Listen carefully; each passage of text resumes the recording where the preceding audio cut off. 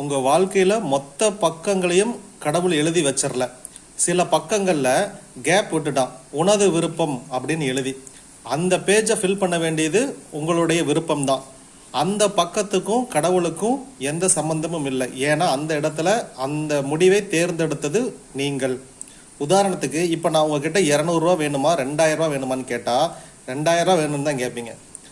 ஏன்னா இந்த 2000 வச்சுட்டிங்கன்னா உங்களுடைய பிரச்சனை ஓரளவுக்கு ஷார்ட் அவுட் ஆயிரும். நீங்கள் 200 செலக்ட் பண்ணிட்டீங்கன்னு வச்சுக்க, இதே கேள்வி பக்கத்தில் இருக்கிறவங்க நான் கேட்டு அவன் 2000 வாங்கிட்டானா, ச்சே நம்மளும் பேசாமல் இந்த 2000 கேட்டிருக்கலாம், நாம ஏன் இதை கேட்டோம். இந்த இடத்துல கொடுக்கணும்னு மட்டும்தான் நான் முடிவு பண்ணினேன். அது எவ்வளோங்கிற அமௌண்ட்டை நீங்கள் தான் முடிவு பண்ணீங்க, நான் இல்லை.